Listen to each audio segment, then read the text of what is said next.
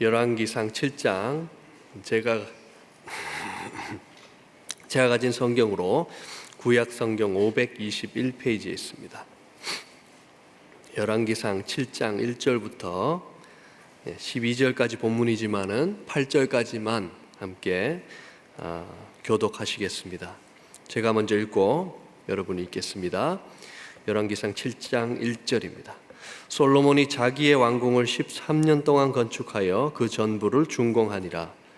그가 레바논 나무로 왕궁을 지었으니 길이가 100규빗이요 너비가 50규빗이요 높이가 30규빗이라. 백향목 기둥이 4줄이요 기둥 위에 백향목 들보가 있으며 기둥 위에 있는 들보 45개를 백향목으로 덮었는데 들보는 한 줄에 15이요 또 창틀이 3줄로 있는데 창과 창이 3층으로 서로 마주대하였고 모든 문과 문설주를 다 큰 나무로 네모지게 만들었는데 창과 창이 3층으로 서로 마주대하였으며 또 기둥을 세워 주랑을 지었으니 길이가 50규빗이요 너비가 30규빗이며 또 기둥 앞에 한 주랑이 있고 또 그 앞에 기둥과 섬들이 있으며 또 심판하기 위하여 보좌의 주랑 곧 재판하는 주랑을 짓고 온 마루를 백향목으로 덮었고 솔로몬이 거처 할 왕궁은 그 주랑 뒤 다른 뜰에 있으니 그 양식이 동일하며 솔로몬이 또 그가 장가든 바로의 딸을 위하여 집을 지었는데 이 주랑과 같더라. 아멘. 하나님의 말씀입니다. 여러분 혹시 암이 어떻게 생기는지 아시나요? 우리 몸에는 60조 개 이상의 세포가 있다고 합니다. 정상세포는 수십 번 분열하고 성장한 후에 더 이상 성장하지 않는다고 하죠. 왜냐하면 그 세포 속에 있는 DNA, 유전자 정보에 그 성장을 억제하는 그런 정보가 들어있기 때문에 그렇다고 합니다. 그래서 정상 세포들은 어느 정도 일정 기간 우리 몸에서 역할을 다 하다가 우리 몸에서 이제 사라지게 된다는 것이죠. 그런데 세포가 가진 그 유전자의 변이가 발생할 때가 있다는 거예요. 그런데 이 변이가 발생을 하면 원래 세포가 해야 될 역할을 하지 않고 그리고 죽지도 않고 그때부터는 성장만을 목표로 이 세포가 살아간다는 것이죠.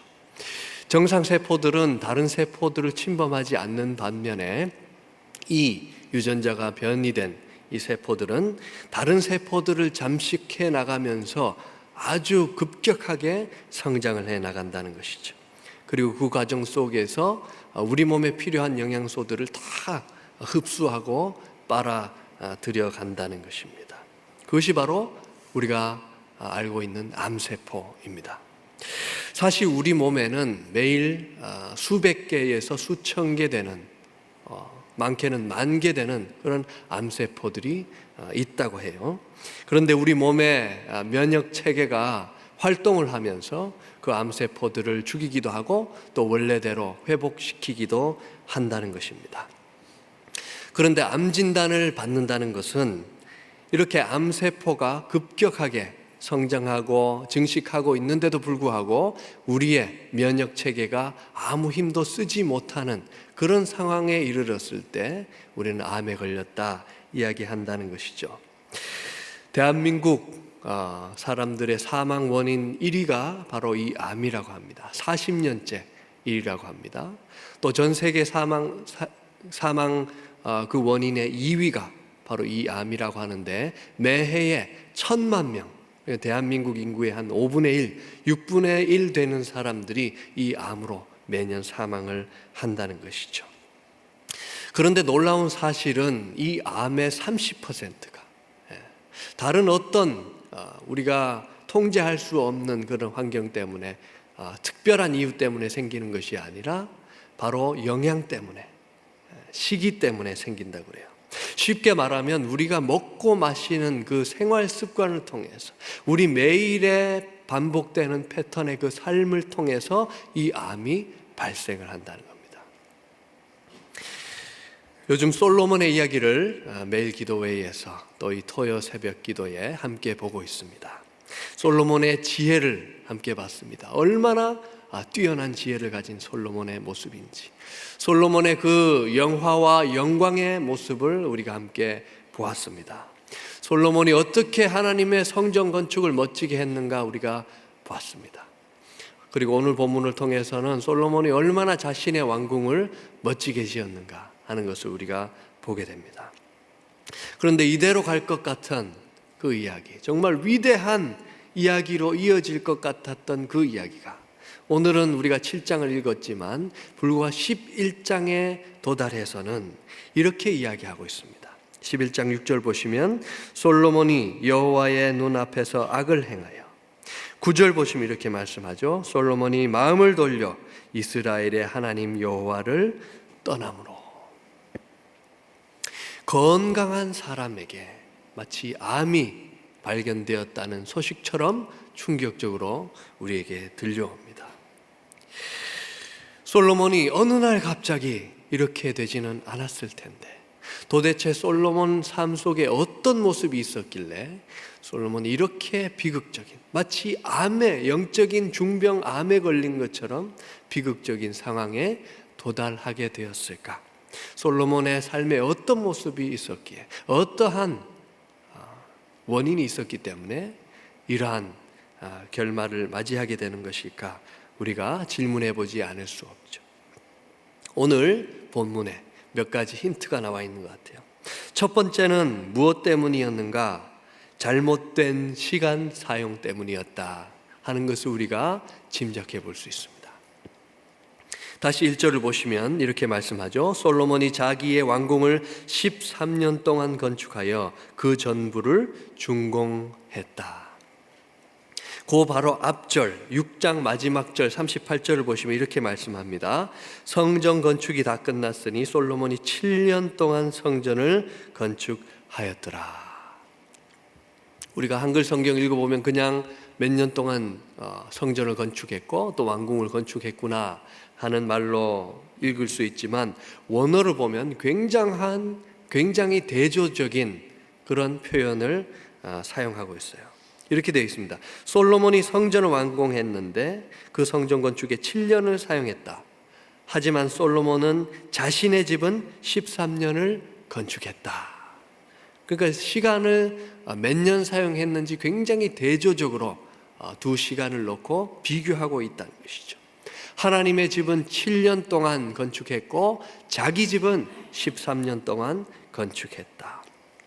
그러니까 자기 왕궁에 건축에 사용된 시간이 성전 건축에 사용된 시간보다 거의 2배에 달할 정도로 길었다는 거예요. 양적인 시간 사용에 의문을 제기하고 있는 것 같은 그런 본문이라고 할 수 있습니다.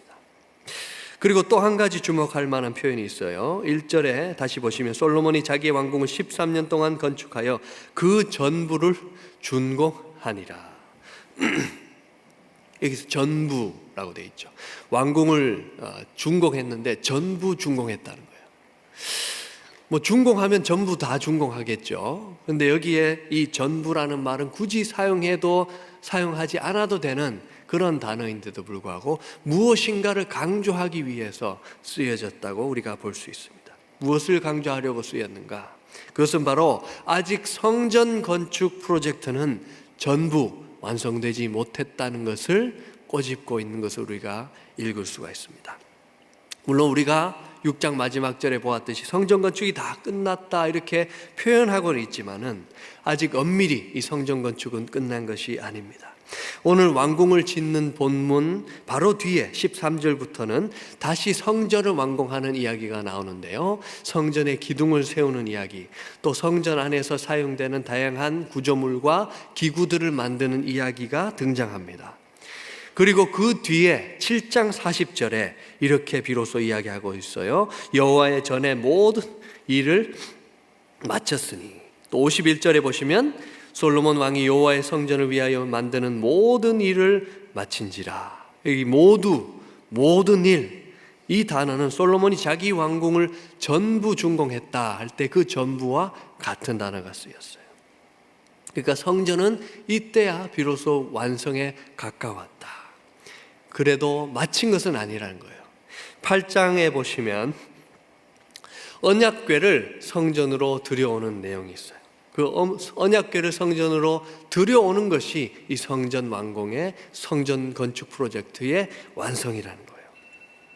이 언약궤는 어떠한 장소였습니까? 출애굽기에는 이렇게 말씀하고 있습니다. 함께 읽겠습니다. 25장 말씀.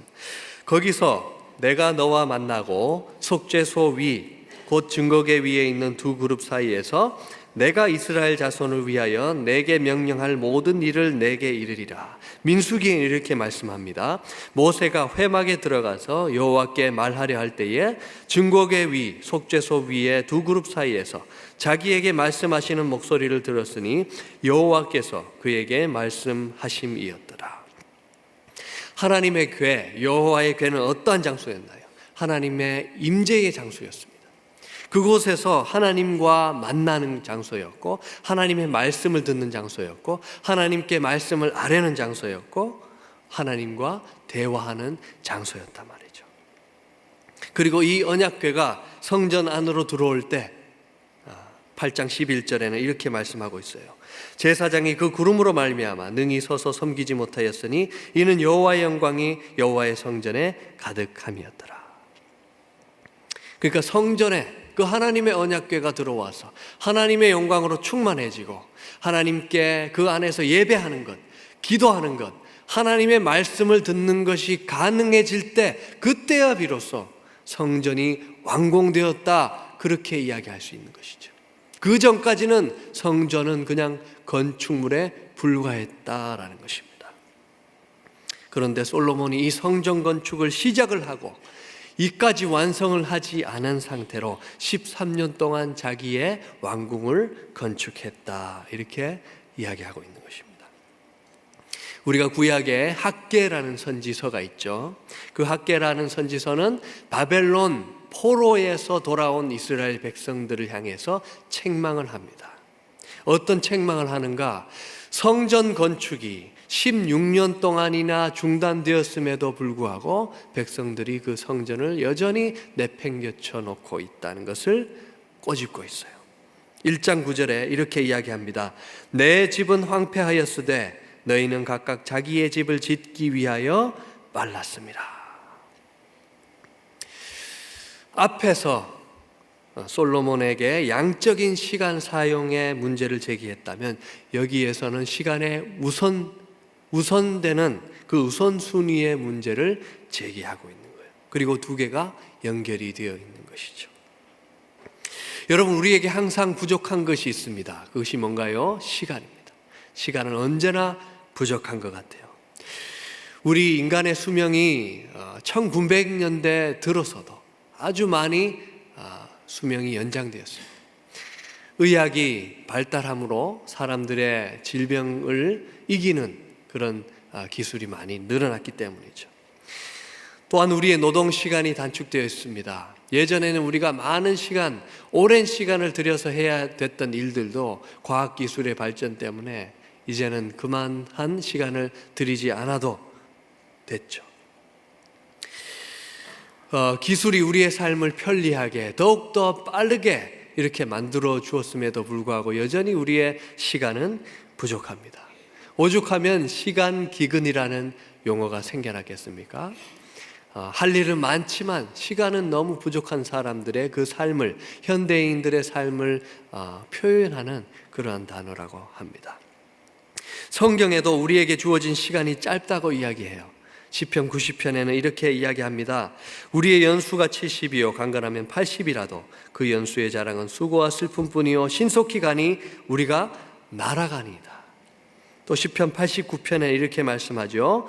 나의 때가 얼마나 짧은지 기억하소서. 주께서 모든 사람을 어찌 그리 허무하게 창조하셨는지요. 성경도 우리의 시간이 너무 짧다 이렇게 표현하고 있습니다. 그런데 여러분, 오늘날 우리는 이 귀한 시간, 우리에게 정말 한정적으로 주어져 있는 이 시간을 어떻게 사용하고 있나요? 어떤 우선순위로 사용하고 있습니까? 시간 없다 하면서도 우리가 드라마를 즐겨보죠, 그죠?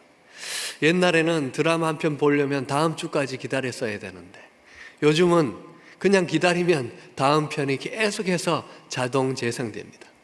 그 다음 편을 얼마나 궁금하게 만들었는지, 요까지만 봐야지 하는데 마침내 밤을 새서 끝까지 보게 되는 그런 경우가 많이 있죠. 또 유튜브를 보고요, 또 각종 취미 생활도 합니다. 예배할 시간, 기도할 시간, 말씀 읽을 시간, 하나님과 교제할 시간 없다, 이렇게 우리가 이야기하죠. 물론 때로는 우리에게 진짜 시간이 없을 때가 있습니다. 하지만 많은 경우에 그 시간 부족 사태는 우리 우선순위의 문제라는 것을 우리가 잘 알고 있습니다. 때로는 하나님과 교제하는 시간을 먼저 확보해놓고 잘 하다가도 어느샌가 우리의 삶이 흘러가다가 분주하다 보면 그 우선순위가, 솔로몬이 그랬듯이 성전 건축을 먼저 시작했지만 다른 곳으로 그 우선순위가 옮겨갔듯이 우리의 우선순위도 옮겨가게 되는 것을 우리가 볼 수 있습니다. 물론 그런 시간 사용이 당장에는 우리에게 어떠한 큰 영향을 주지 않을지는 몰라도 그 시간이 모여서 장기적으로는 우리의 영적인 그 생명력에 지대한 영향을 줄 수밖에 없다는 것을 우리가 생각해 볼 수 있는 겁니다.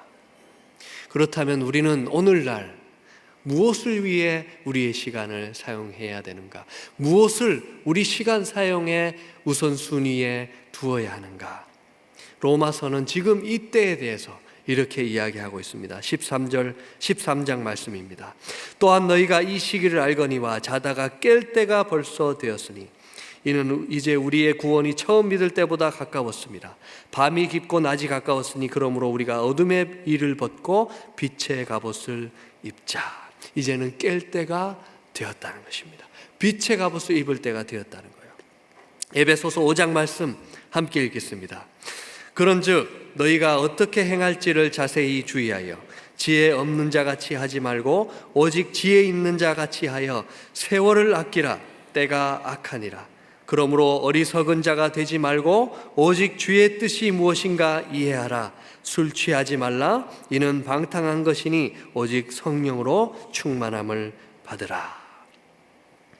그러니까 어떻게 우리의 시간을 사용할지 자세히 주의해야 된다는 겁니다. 그리고 그 세월을 아껴야 되는데 우리는 무엇을 위해 그렇게 해야 되는가? 바로 하나님의 뜻이 무엇인지, 우리의 삶을 향한, 오늘 우리를 향한 그 하나님의 뜻이 무엇인지 잘 알고 깨닫기 위해서 우리의 시간을 사용해야 된다.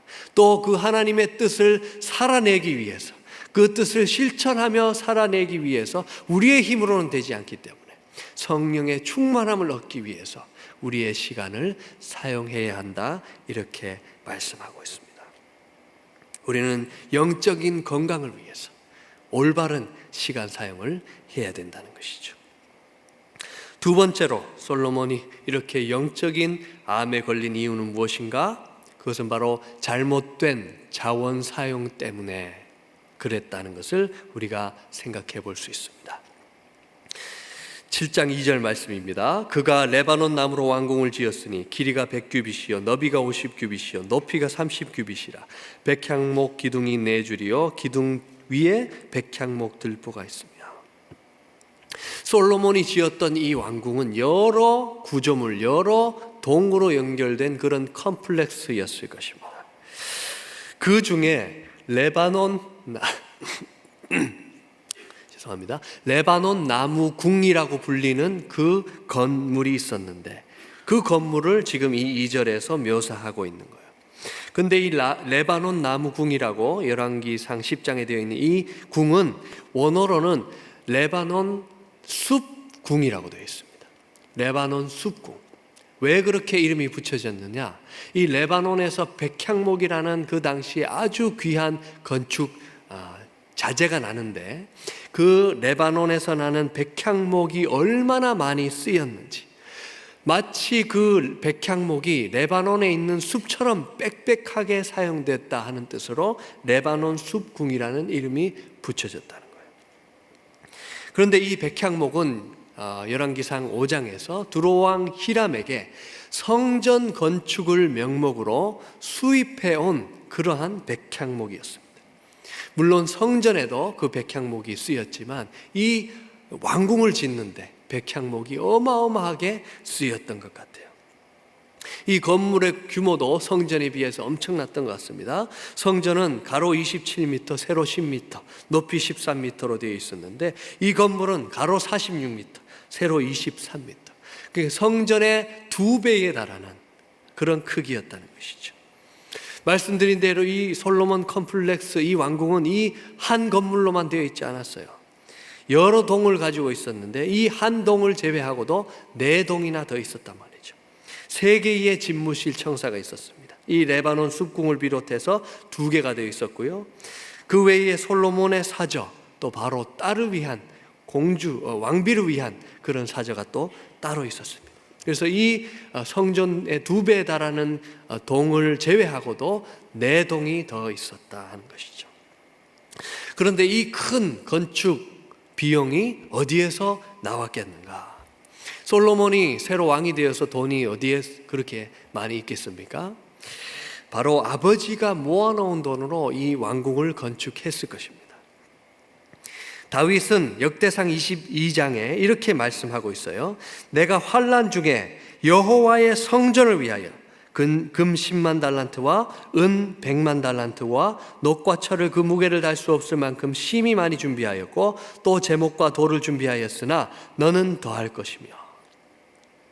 그 다윗이 엄청나게 성전 건축을 위해서 모아둔 돈이 있었다는 것이죠. 한 달란트는 80파운드 36kg 정도 되는데요. 금 10만 달란트가 얼마나 무거운 무게냐? 약 4,000톤이 되고요. 그리고 금 4,000톤은 오늘날의 가치로 53 빌리언, 한국 돈으로 53조 원이 되는 금액이라고 합니다. 은 100만 달란트는 3만 6천 톤이 되고요. 또 9 빌리언, 9조 원 가까이 되는 어마어마한 돈을 이 다윗이 성전 건축을 위해서 모아뒀다는 것이죠. 아마도 솔로몬은 다윗이 성전 건축을 위해 모아둔 이 돈 중에 많은 부분을 이 자신의 왕궁을 짓는 일에 쏟아 부었을 것입니다. 그 돈으로 이 어마어마한 건축물을 건축했다는 것이죠. 그러니까 규모 면에서 이 솔로몬의 집은 여호와의 집, 여호와의 성전을 압도하는 그런 크기였고, 그것보다도 훨씬 누가 보기에도 성전은 미미해 보이고 그 왕궁은 엄청나게 위대해 보였다는 것입니다. 왕이니까 왕궁 크게 지을 수도 있지 않을까 우리가 생각할 수 있지만, 하지만 이것은 아주 큰 문제였어요. 그것은 솔로몬의 비전의 문제였습니다. 솔로몬이 하나님의 비전을 굳건하게 붙들고 있느냐 그렇지 않느냐의 문제였습니다. 이 성전 건축을 최초로 품은 사람은 바로 다윗 왕이었죠. 역대상 22장 5절에는 이렇게 말씀하고 있어요. 다윗이 이르되 내 아들 솔로몬은 어리고 미숙하고 여호와를 위하여 건축할 성전은 극히 웅장하여 만국의 명성과 영광이 있게 하여야 할지라. 여기서 웅장하다 이렇게 표현되어 있는 이 단어는 1차적으로 크기가 아주 크다 하는 의미를 가지고 있기도 합니다. 그리고 또 한편으로 이 단어는 하나님의 위대하심을 가리킬 때 구약 성경에 표현되었던 그러한 단어예요. 성경에 하나님을 위대하시다, 하나님이 이 세상을 지으신 위대한 하나님이다, 이 세상 만물을 다스리시는 하나님이다, 시편에 그렇게 찬양할 때 사용됐던 단어란 말이죠. 그래서 다윗은 이처럼 영광스러운 하나님의 위대하심과 이름에 걸맞는 웅장한 큰 성전을 지어야 한다, 이렇게 이야기했다는 것입니다. 그런데 다윗이 하나님의 격에 맞는, 하나님의 이름에 맞는 이 성전을 지으려 했던 그 본 목적이 무엇이었나요? 이렇게 이야기했죠. 여호와를 위하여 건축할 성전은 극히 웅장하여. 왜 웅장하게 지어야 된다는 것입니까? 만국의 명성과 영광이 있게 하여야 할지라. 그러니까 성전, 위대한 웅장한 성전을 건축해야 될 목적은 무엇인가? 하나님의 명성과 하나님의 영광을, 그 하나님의 위대하심을 모든 나라에, all nations에 선포해야 되기 때문에 그렇다는 것이죠. 사실 이러한 다윗의 비전은 하나님께서 아브라함과 또 이스라엘에게 주셨던 비전이라고 할 수 있습니다. 창세기 12장 보시면 이렇게 우리가 잘 아는 말씀이 있죠. 땅의 모든 족속이 너로 말미암아 복을 얻을 것이라. 또 모세를 통해서는 이렇게 말씀했습니다. 출애굽기 19장 말씀, 세계가 다 내게 속하였나니 너희가 내 말을 잘 듣고 내 언약을 잘 지키면 너희는 내 모든 민족 중에서 내 소유가 되겠고 너희가 내게 대하여 제사장 나라가 되며. 그래서 이스라엘은 모든 민족에게 하나님의 영광을 선포하고 그 민족들이 하나님께로 돌아오게 할 그런 책임이 있는, 그런 비전이 있는 민족이었고 그런 비전이 있는 나라였단 말이에요. 그래서 다윗이 이 하나님의 영광에 걸맞는 웅장한 큰 성전을 지으려 했던 목적도 마찬가지예요. 하나님의 성전을 통해서 하나님의 영광을 선포하고 그 나라들이 하나님의 그 영광을 보고 하나님께로 돌아오게 하기 위해서, 저 멋진 성전을 지은 민족, 그 민족들이 믿는 하나님은 얼마나 위대한 분인가, 그것을 알아보게 하려고 사람들이 오게 하기 위해서 그 비전을, 성전을 짓는 비전을 가지고 있었다는 거예요. 솔로몬도 처음에는 그러한 비전을 품고 있었습니다. 역대하 2장 말씀입니다. 솔로몬이 여호와의 이름을 위하여 성전을 건축하고 내가 건축하고자 하는 성전은 크니 우리 하나님은 모든 신들보다 크심이라. 이렇게 시작했는데 자신의 왕궁을 압도적으로 더 크게 지음으로써 성전을 통해 하나님의 이름이 알려지기보다는 그 크고 의리의리한 왕궁을 통해서 자신의 이름을 더 알리게 되었다는 것입니다. 자신에게 주어진 자원을 하나님의 이름을 높이고 전하고 그분을 위해 사용한다기보다는 자신의 이름을 높이는 일을 위해서, 자신을 위해서 사용했던 솔로몬의 모습이 있었다는 것입니다. 누가복음에도 비슷하지만 더 극단적인 예가 나옵니다. 어리석은 부자의 이야기가 나오죠. 밭에 소출이 풍성했어요. 그래서 이렇게 이야기합니다. 누가복음 12장 말씀, 내 곡간을 헐고 더 크게 짓고 내 모든 곡식과 물건을 거기 쌓아두리라. 여러 해 쓸 물건을 많이 쌓아두었으니 평안히 먹고 쉬고 먹고 마시고 즐거워하자.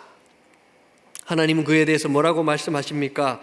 하나님은 이르시되 어리석은 자여, 오늘 밤에 내 영혼을 도로 찾으리니 그러면 내 준비한 것이 누구의 것이 되겠느냐?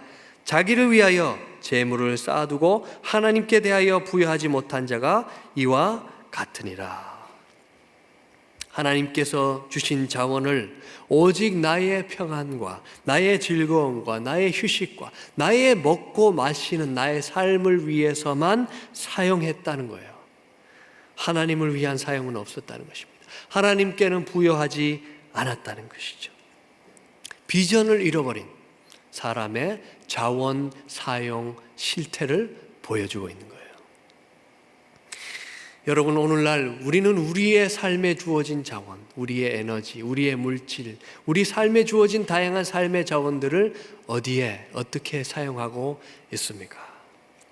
하나님께서는 우리에게 주실 때 얼마나 몇 프로나 돌려주는지 한번 보자, 이런 마음으로 주시는 하나님이 아니십니다.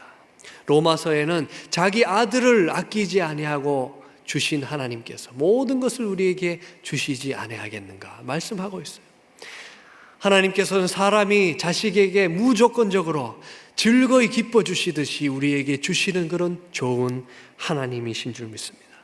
그래서 하나님께서도 우리에게 주신 하나님의 복들을 누리고 기쁨으로 즐거워하는 것을 기뻐하실 거예요. 그럼에도 불구하고 우리가 잊지 말아야 하는 사실은 우리가 청직이라는 사실입니다. 우리에게 주어진 모든 것은 우리의 영구한 소유라기보다는 하나님께로부터 의탁받은 것들입니다. 그것들을 하나님의 대리자로 하나님의 뜻을 위해서 이 땅에서 사용해야 될 책임이 우리에게 있다는 거예요. 하나님의 뜻을 위해서, 하나님의 정의를 위해서, 하나님의 선교를 위해서, 이웃에게 하나님의 사랑을 실천하기 위해서, 하나님의 이름을 위해서 그 자원을 사용할 책임이 우리에게 있다. 그렇다면 우리가 회복해야 하는 것은 무엇인가? 우리가 억지로 하나님을 위해서 우리의 자원을 사용할 수 있는 것은 아닙니다. 먼저는 무엇을 회복해야 되는가? 바로 우리에게 주신 하나님의 비전을 회복할 때 우리가 올바로 자원을 사용하면서 살아갈 수 있다는 거예요. 여러분의 과거를 돌아보시면 하나님의 사명으로, 하나님의 비전으로 충만해 있을 때 하나님을 위한 드림이, 하나님을 위한 헌신이 힘겹지 않고 그것이 기쁨과 즐거움이었다는 것을 우리가 발견할 수 있는 것입니다. 사도 바울은 사도행전 2장 20장에서 이렇게 말씀하고 있어요. 내가 달려갈 길과 주 예수께 받은 사명 곧 하나님의 은혜의 복음을 증언하는 일을 마치려 하면은 나의 생명조차 조금 더 귀한 것으로 여기지 아니하노라. 아니, 사도 바울은 얼마나 특별한 사람이길래 이렇게 이야기할 수 있는가? 자신의 생명도 조금도 아낌없이 내어놓을 수 있다, 하나님께 드릴 수 있다, 이렇게 이야기할 수 있는가? 사도 바울은 우리와 다른 사람인가? 그렇지 않다는 거예요. 오히려 사도 바울은 그 사명, 하나님의 부르심과 비전에 붙잡혀 있었기 때문에 하나님을 위한 드림이 힘겹지 않고 즐거움으로 기꺼이 드릴 수 있었다는 것입니다. 하지만 우리가 그 사도 바울이라도 그러한 비전을 잃게 되면, 그러한 사명을 잃어버렸을 때 자기 자신의 즐거움을 위하여, 오직 자신만을 위하여 자기에게 주어진 자원을 사용하며 살아간다는 것입니다. 그래서 우리가 회복해야 되는 것은 무엇인가? 바로 하나님께서 우리에게 주신 비전, 우리에게 주신 사명을 회복할 때 우리는 우리에게 주어진 자원을 하나님을 위해서 기쁨으로 기꺼이 내어놓을 수 있다는 것입니다. 하나님께서 주신 비전, 하나님께서 주신 사명 다시 회복하기를 원합니다.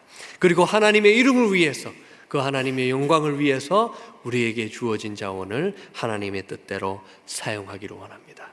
그렇게 할 때 우리는 우리의 영적인 건강을 유지할 수가 있다는 것입니다. 그래서 오늘 솔로몬의 모습을 통해서 우리가 알 수 있는 것은 무엇인가?